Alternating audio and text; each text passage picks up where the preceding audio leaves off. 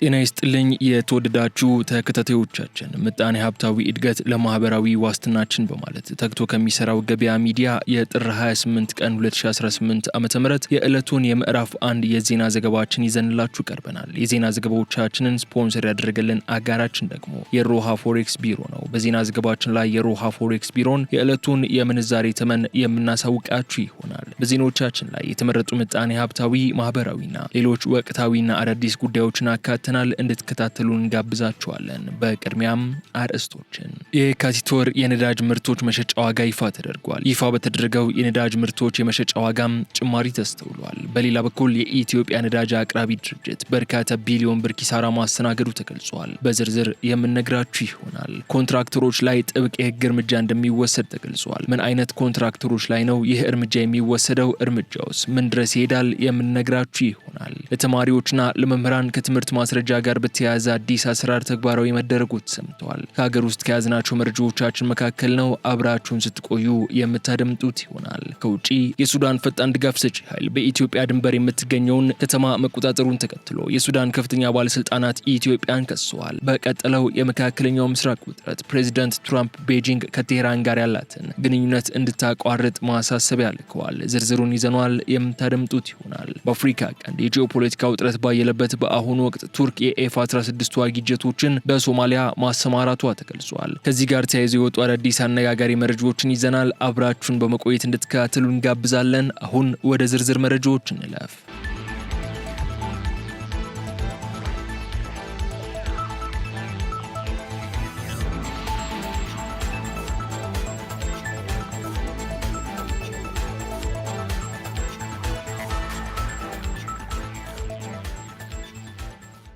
የአውሮፕላን ነዳጅ ዋጋ ሲጨምር የሌሎች ምርቶች ዋጋ ባለበት እንዲቀጥል ተወሰነ። የንግድና ቀጠናዊ ትስስር ሚኒስቴር ከአውሮፕላን ነዳጅ ውጭ ያሉ የሌሎች የነዳጅ ምርቶች የችርቻሮ መሸጫ ዋጋ በጥር ወር በነበረበት እንደሚቀጥል ያስታወቀ ሲሆን ውሳኔውም ከየካቲት 27 ቀን 2018 ዓ.ም ምሽት 12 ሰዓት ጀምሮ ተፈጻሚ መሆን ጀምሯል። በዚህም መሰረት የቤንዚን፣ የነጭ ናፍጣ፣ የኬሮሲን እንዲሁም የቀላልና ከባድ ጥቁር ናፍጣ ዋጋዎች ምንም አይነት ለውጥ ሳይደረግባቸው እንዲቀጥሉ ተወስኗል። የመንግስት ውሳኔ የአውሮፕላን ነዳጅ ላይ ብቻ ማሳኪያ ያደረገ ሲሆን የ1 ሊትር የአውሮፕላን ነዳጅ መሸጫም 136 ብር ከ80 ሳንቲም እንዲሆን ተደርጓል። ይህ ለውጥ ከሌሎች የነዳጅ አይነቶች በተለየ የታየ ብቸኛው የዋጋ ጭማሪ ሲሆን ለተቀሩት የነዳጅ ምርቶች ግን በጥር ወር ሲሰራበት የነበረው ዋጋ ለየካቲት ወርም እንዲያገለግል ሚኒስቴር መስሪያ ቤቱ አቅጣጫ አስቀምጧል። በአሁኑ ወቅት በስራ ላይ ባለው የዋጋ ዝርዝር መሰረት 1 ሊትር ቤንዚን፣ ነጭ ናፍጣና ኬሮሲን በእኩል 129 ብር ከ12 ሳንቲም እየተሸጡ ይገኛሉ። መንግስት የዋጋ ማረጋጊያ እርምጃዎችን በመከተል አብዛኞቹን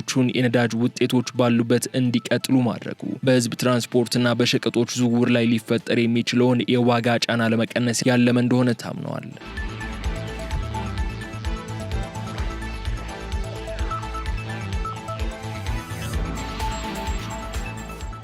የኢትዮጵያ ነዳጅ አቅራቢ ድርጅት በምንዛሬ ለውጥ ሳቢያ የ208 ቢሊዮን ብር ኪሳራ ማስተናገዱ ተገለጸ። የኢትዮጵያ ነዳጅ አቅራቢ ድርጅት በሀገሪቱ የተገበረ ባለው የውጭ ምንዛሬ ተመን ማሻሻያ ምክንያት እስከ ሰኔ 2017 ዓ.ም ድረስ የ208 ቢሊዮን ብር የውጭ ምንዛሬ ግመታ ኪሳራ እንደደረሰበት የብር ሜትሪክስ ዘገባ አመላክቷል። ይህ ከፍተኛ ኪሳራ የተመዘገበው በምንዛሬ ለውጡ ምክንያት ድርጅቱ ለነዳጅ ግዥ የገባባቸው የውጭ የብድር ግዴታዎችና የክሬዲት ደብዳቤዎች ክፍያ በከፍተኛ ሁኔታ በማሻቀቡ እንደሆነ ዓለም አቀፉ የገንዘብ ድርጅት ባወጣው የክትትል ሪፖርት መግለጹ ተጠቅሷል። በዚህ የገንዘብ ጫና ምክንያት የተፈጠረውን የገንዘብ ፍሰት እጥረት ለመደገፍ መንግስት የነዳጅ ድጎማን በቀጥታ በመንግስት በጀት ውስጥ እንዲካተት ያደረገ ሲሆን ለ2018 በጀት ዓመትም እስከ 100 ቢሊዮን ብር የሚደርስ ወይንም የሀገሪቱን የጠቅላላ ምርት በ0.6 በመቶ የሚሸፍን የድጎማ በጀት መድቧል ተብሏል። ከዚህም በተጨማሪ የገንዘብ ሚኒስቴር ለድርጅቱ የውጭ ዕዳ ክፍያ የሚውል ወርሃዊ የገንዘብ ድጋፍ ያደረገ ሲሆን በ2026 የፈረንጆቹ ዓመት መጀመሪያ ላይ የሚኒስትሮች ምክር ቤት የድርጅቱን የታቀደ ካፒታል ለማሳደግ መወሰኑ ታውቋል። ይህ በድርጅቱ ላይ የታየው የፋይናንስ ቀውስ መንግስት የነዳጅ ዋጋን ወደ ገበያ ዋጋ ለማሸጋገር ለጀመረው ሂደት ትልቅ ፈተና ሲሆን ድርጅቱ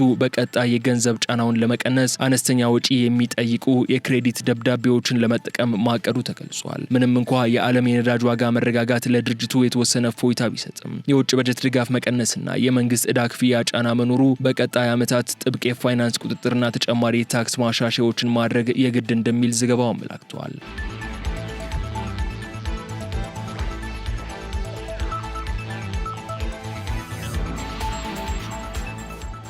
ፕሮጀክቶችን በሚያጓትቱ ኮንትራክተሮች ላይ ጥብቅ የህግ እርምጃ እንደሚወሰድ ተገለጸ።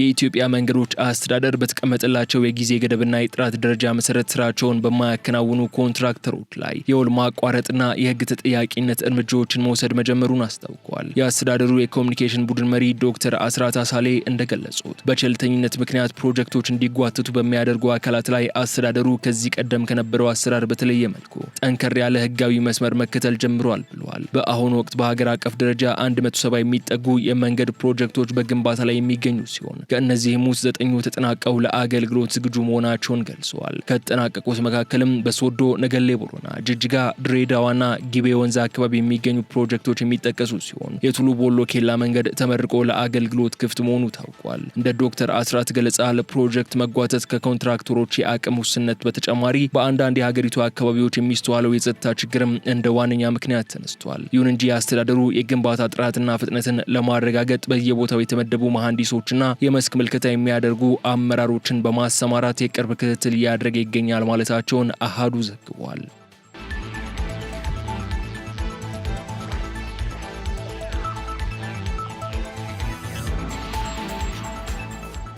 ሁሉም ተማሪዎችና መምህራን በሚሰጣቸው መለያ ቁጥር አጠቃላይ የትምህርት መረጃዎቻቸውን በቀላሉ እንዲያገኙ የሚያስችል አዲስ አሰራር ተግባራዊ ሆነ። ትምህርት ሚኒስቴር በትምህርት ስርዓት ውስጥ ለዓመታት ተግዳሮት ሆኖ የቆየውን የመረጃ ጥራት፣ ተአማኒነትና የአያያዝ ችግር ለመፍታት የሚያስችል አጠቃላይ የዲጂታል አሰራር በሀገር አቀፍ ደረጃ ተግባራዊ የተደረገ መሆኑን አስታውቋል። በዚህም የትምህርት ስርዓቱን ለማዘመን የተለያዩ እርምጃዎችን የተወሰዱ ሲሆን ከእነዚህ መካከልም በወረቀት ላይ የተመሰረተውን የመረጃ አያያዝ ስርዓት ወደ ዲጂታል መቀየር ዋነኛው ነው ሲሉ በትምህርት ሚኒስቴር የትምህርት መረጃ አስተዳደርና አይሲቲ ስራ አስፈጻሚ አቶ ሰብስቤ ለማ ተናግረዋል። በዚህ የመረጃ ክፍተቶችን በመሙላትና ለውሳኔ አሰጣጥ ምቹ ሁኔታን በመፍጠር ረገድም ከፍተኛ ለውጥ እየመጣ እንደሚገኝ ጠቅሰዋል። በአዲሱ የዲጂታል ስርዓት መረጃዎችን ከመሰብሰብ ጀምሮ በማጣራት በመቆጣጠርና ሪፖርት በማድረግ በትምህርት ዘርፍ ለሚወጡ እቅዶች፣ ፖሊሲዎች እንዲሁም ጥናትና ምርምሮች ግብዓት የሚሆን መረጃ እንደሚቀርብም አመልክተዋል። በተጨማሪም በዘንድሮ የትምህርት ዘመን በሀገር አቀፍ ደረጃ ባሉ ሁሉም የትምህርት ተቋማት ተግባራዊ መሆን የጀመረው የዲጂታል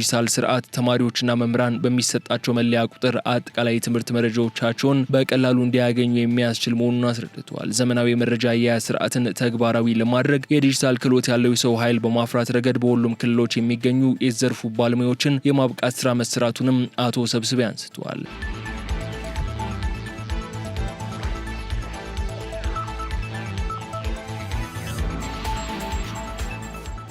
የተከበራችሁ ተከታታዮቻችን ከሀገር ውስጥ ያዝናቸውን ጉዳዮች እነዚህ እስካሁን ስትከታተሏቸው የቆያችሁትን ይመስሉ ነበር። በማስከተል ከባህር ማዶና ከአፍሪካ የመረጃ ምንጮች ወደ ያዝናቸው ጉዳዮች እናመራለን። የሱዳን ፈጣን ድጋፍ ሰጪ ኃይል በኢትዮጵያ ድንበር የምትገኘውን ከተማ መቆጣጠሩን ተከትሎ የሱዳን ከፍተኛ ባለስልጣናት ኢትዮጵያን ከሰዋል። በሱዳን የሚንቀሳቀሰው የፈጣን ድጋፍ ሰጪ ኃይል ወይንም አርኤስኤፍ ከህዝባዊ ነጻነት ንቅናቄ ኤስፒኤልኤም ጋር በመተባበር በደቡብ ምስራቅ ሱዳን ብሉ ናይል ግዛት ውስጥ የምትገኘውን ስትራቴጂካዊ ከተማ ደይም መንሱርን መቆጣጠራቸውን አስታውቀዋል። ከተማዋ በኢትዮጵያ ድንበር አቅራቢያ የምትገኝ በመሆኗ ግስጋሴው የቀጠናውን የጸጥታ ሁኔታ አሳሳቢ እንዳደረገው ተገልጿል። የታጣቂዎቹ ጥምረት ከተማዋን የተቆጣጠሩት ለበርካታ ሰዓታት በቆየና በድሮን በታገዘ ከፍተኛ ጥቃት ነው መባሉን አጃንስ ፍራንስ ፕሬስ ዘግቧል። በውጊያው ወቅት የሱዳን ጦር የጦር መሳሪያ ግምጃ ቤትና ወታደራዊ ተሽከርካሪዎች መውደማቸው የተነገረ ሲሆን የደይም መንሱር በአርኤስኤፍ እጅ መውደቅ ቀጥሎ ለምትገኘውና ለሱዳን ጦር እጅግ አስፈላጊ ለሆነችው የኩርሙክ ከተማ ትልቅ ስጋት ደቅኗል ተብሏል። ይህንን ግስጋሴ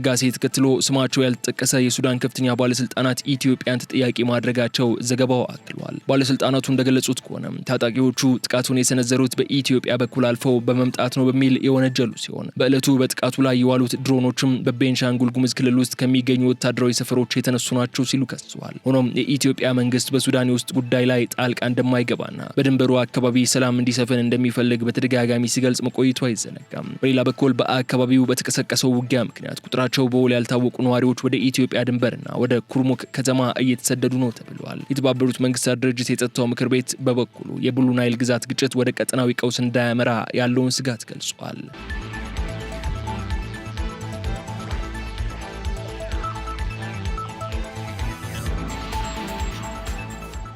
ቱርክ የኤፍ-16 ተዋጊ ጄቶችን በሶማሊያ ማሰማራቷ ተገለጸ። ቱርክ የሶማሊያን ብሔራዊ ጦር ኦፕሬሽን ለመደገፍና የአገሪቱን የአየር ኃይል አቅም ለማጠናከር ኤፍ-16 ተዋጊ ጄቶችን ማሰማራቷን የሶማሊያ መከላከያ ሚኒስትር አህመድ ሙአሊም ፋቂ አስታውቀዋል። ገልጸዋል። ሚኒስትሩ ይህንን ይፋ ያደረጉት በሞቃዲሾ በሚገኘው የመከላከያ ሚኒስትር ዋና መስሪያ ቤት አዲስ ለተሾሙት የጦር አዛዥ በተደረገው የስልጣን ርክክብ ስነ ስርዓት ላይ ሲሆን የተዋጊ ጄቶቹ መድረስ ሶማሊያ ሽብርተኝነትን ለመዋጋት ለምታደርገው ጥረት ከፍተኛ ስትራቴጂካዊ ፋይዳ እንዳለው ገልጸዋል። ይህ የጄቶች ስምሪት የሶማሊያ ጦር በመካከለኛውና በደቡባዊ የሀገሪቱ ክፍሎች የአልሸባብ ታጣቂዎችን ለመደምሰስ የሚያደርገውን ዘመቻ በከፍተኛ ሁኔታ እንደሚያግዝ የታመነ ሲሆን ሚኒስትር ፊቂም የቱርክ የጦር ጄቶች መምጣት የሀገሪቱን ዳር ድንበር ለመጠበቅና ሰላም ለማስፈን የሚደረገውን ጥረት ወደ ላቀ ደረጃ ያሸጋግረዋል ብለዋል። ምንም እንኳ የጄቶቹ መምጣት በይፋ ቢረጋገጥም የሶማሊያ መንግስት ስለተሰማሩት ጄቶች ብዛትም ሆነ ወደፊት ስለሚኖራቸው ዝርዝር የውጊያ እቅድ ግን የሰጡት መረጃ የለም። ይህ ይፋዊ መግለጫ ከመሰጠቱ አንድ ቀን ቀደም ብሎ የቱርክ ኤፍ-16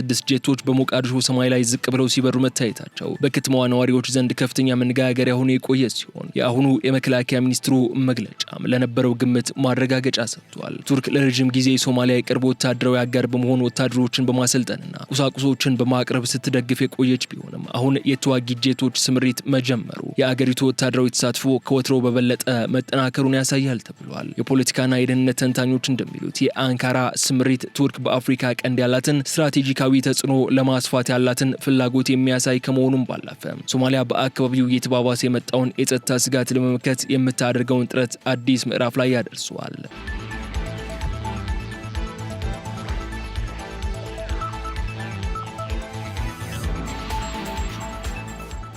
ፕሬዚደንት ትራምፕ ቤጂንግ ከቴህራን ጋር ያላትን ግንኙነት እንድታቋርጥ አሳሰቡ። የአሜሪካው ፕሬዚደንት ዶናልድ ትራምፕ ይህንን ማሳሰቢያ የሰጡት ከቻይናው ፕሬዚደንት ሺ ጂንፒንግ ጋር በስልክ በተወያዩበት ወቅት ነው። በዚህ ውይይትም ፕሬዚደንት ትራምፕ ቤጂንግ ከኢራን ጋር ያላትን የንግድና የፖለቲካ ትብብር እንድታቆም ከፍተኛ ጥያቄ ማቅረባቸው ተሰምቷል። ፕሬዚዳንቱ ዋሽንግተን ቴህራንን ከዓለም አቀፉ ማህበረሰብ ለመለየት በምታደርገው ጥረት ቻይና ድጋፍ እንድትሰጥ የጠየቁ ሲሆን ይህ ካልሆነ ግን ከኢራን ጋር የንግድ ግንኙነት በሚያደርጉ የቻይና ተቋማት ላይ እስከ 25 በመቶ የሚደርስ ተጨማሪ የታሪፍ ቀረጥ እንደሚጥሉ አስጠንቅቀዋል። በምላሹም ቻይና ከአሜሪካ የምታስገባውን የነዳጅ የተፈጥሮ ጋዝና የግብርና ምርቶች በተለይም አኩሪ አተር መጠንን በከፍተኛ ሁኔታ ለመጨመር መስማማቷ ተገልጿል። ይሁን እንጂ ፕሬዚዳንት ሺ ጂንፒንግ የታይዋን ጉዳይ ለቤጂንግ የማይደራደሩበት ቀይ መስመሩ መሆኑን በማሳሰብ አሜሪካ ለደሴቲቱ የምታደርገውን የጦር መሳሪያ ሽያጭ እንድታቆም አሳስበዋል። በተጨማሪም ትራምፕ ከፕሬዚዳንት ሺ ጋር ያላቸውን ግንኙነት ጠንካራ መሆኑን በመግለጽ በመጪው ሚያዝያ ወር ቤጂንግን የመጎብኘት እቅድ እንዳላቸው ቢናገሩም ቤጂንግ ግን ስለዚህ ጉብኝት እስካሁን የሰጠችው ይፋዊ ማረጋገጫ የለም።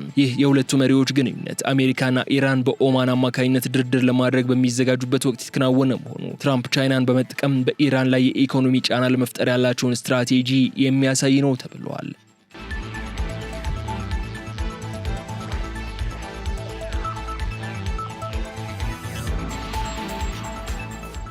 በመጨረሻም በሞዛምቢክ ባጋጠመው አስከፊ የጎርፍ አደጋ በመቶ ሺዎች የሚቆጠሩ ዜጎች በከባድ ሰብአዊ ቀውስ ውስጥ ይገኛሉ ተባለ። በሞዛምቢክ ደቡባዊና ማዕከላዊ ግዛቶች የተከሰተውና ባለፉት 10 ዓመታት ካጋጠሙት እጅግ የከፋ የተባለውን የጎርፍ አደጋ ከ150 በላይ ሰዎችን ለልፈት መዳረጉ እንዲሁም 800 ሺህ የሚጠጉ ዜጎችን ከመኖሪያ ቀያቸው ማፈናቀሉ ተሰምተዋል። ካለፈው ታህሳስ ወር መጨረሻ ጀምሮ እስከ ጥር አጋማሽ ድረስ የጣለውና ከጎረቤት ሀገራት የፈሰሰው ከባድ ዝናብ የሊምፖፖ ወንዝን ሞልቶ እንዲፈስ በማድረጉ እንደ እንዲሁም ሻይሻ ያሉ ዋና ዋና ከተሞች እንዲሁም ሰፊ የእርሻ መሬቶች ሙሉ በሙሉ በውሃ ተውጠዋል። በአሁኑ ወቅት የዝናብ መጠኑ ቢቀንስም በአየር ላይ በሚደረግ ቅኝት ሰፊው የአገሪቱ ክፍል እንደ ውቅያኖስ ሆኖ መታየቱ የጥፋቱን መጠን አሳሳቢ አድርጎታል። አደጋው ያስከተለው ሰብአዊ ቀውስ በመጠለያ ጣቢያዎች ውስጥ በከፍተኛ ደረጃ እየተባባሰ የመጣ ሲሆን ተፈናቃዮች ለከፋ የምግብ እጥረትና የንጽህና መጓደልም ተጋልጠዋል። እንደ ቻኩላኔ ባሉ የጊዜያዊ መጠለያ ጣቢያዎች የታጎሩ ዜጎች በቀን አንዴ ብቻ የሚቀርብ ምግብ ለማግኘት እንደሚቸገሩና በቂ የመኝታ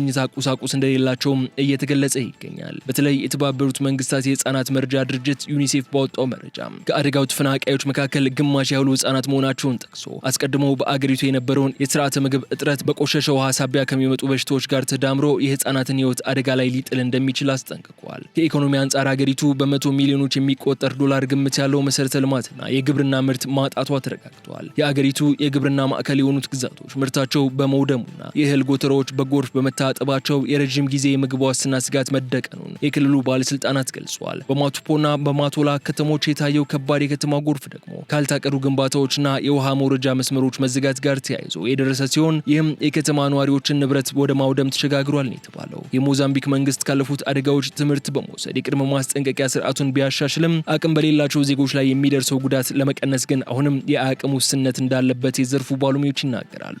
አገሪቱ በሰሜናዊው ክፍል ካለው የጸጥታ ችግር ጋር እየታገለች ባለችበት በዚህ ወቅት የደረሰው የተፈጥሮ አደጋ ዓለም አቀፍ ድጋፍን የግድ የሚል ሆኗል። መንግስት ለአየር ንብረት ለውጥ መቋቋሚያና ለመልሶ ግንባታ ከ30 ቢሊዮን ዶላር በላይ ድጋፍ እየጠየቀ ቢሆንም ተጎጂዎች ግን በገዛ እጃቸውና ባላቸው አነስተኛ አቅም የወደመውን ህይወታቸውን ዳግም ለመገንባት ቆርጦ መነሳታቸው የዘገበው አልጀዚራ ነው።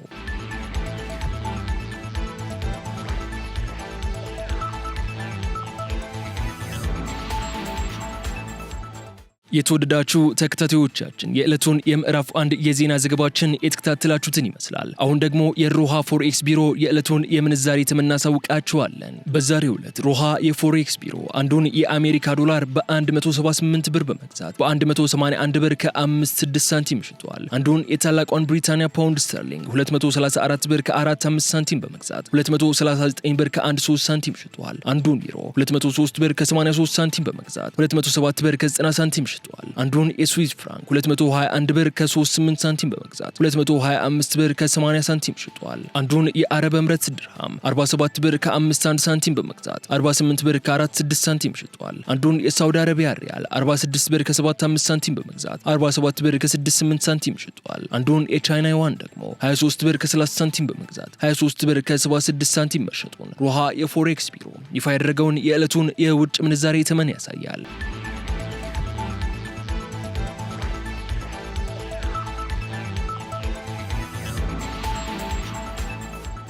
የተከበራችሁ የገበያ ሚዲያ ተከታታዮቻችን ለጥር 28 ቀን የተዘጋጁ የዕለቱን የዜና ዘገባዎቻችን እነዚህ እስካሁን ስትከታተሏቸው የቆያችሁትን ይመስሉ ነበር። በቀጣይ በሌሎች የዜና ዘገባዎች መልሰን እስክንገናኝ ድረስ መልካሙን ሁሉ ለእናንተ ተመኘን።